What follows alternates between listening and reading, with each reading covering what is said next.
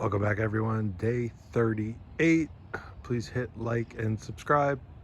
A short day again today, but basically I got the trim on.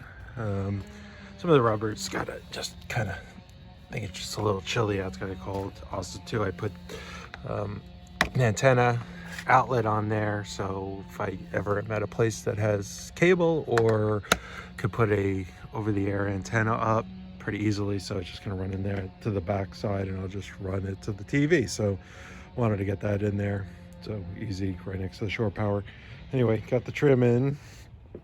Did miscount the end caps, so I got needed 2 more, but I will get that. So I think it looks pretty good. Got it from Vintage Technology, so they sent everything. Got the plastic trim, and so it's coming along. So that's basically it for today. If I see another piece of rubber trim, I'm gonna hurt my fingers anymore. But so I forgot the end caps there and on the other side, so that's fine. I also put the rubber or trim around the door. Those are from Vintage Technology as well. The square doors are from Challenger because I had them custom made, so I got to just order some trim for those. And that's basically it. Any questions, anything else, just let me know. But it's coming along. Not much of a video today, but got a bunch done. Last time I got the shelves in, so I got to finish the kitchen area, galley area, which I'll probably end up doing tomorrow. So that's basically it for today. Came along. I think it looks a lot better than I thought it was going to be. Just got to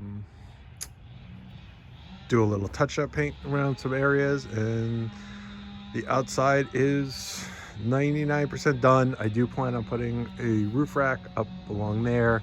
I'll probably just weld one together myself, and then I got to figure out where to put the solar panel.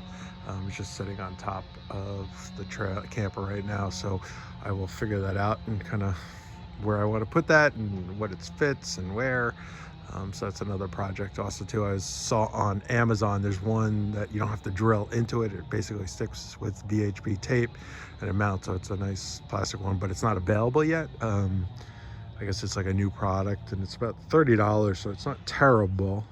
Just have to see the size of that and where I could do it. So before I do anything with the solar panel, the solar charger controllers inside the camper, inside the electrical panel, it's already there. So let me turn on the light so you can see.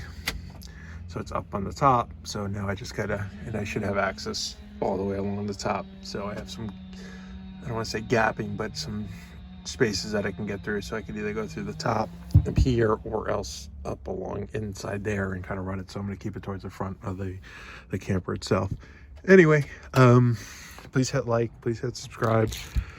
Getting towards the end of it. Next time I'm going to finish up the galley, put a slide out on there for the refrigerator. Let me show you real quick. I'm going to put a slide out along there. I plan on getting like either a Dometic or I guess a knockoff one, 12 volt refrigerator, freezer.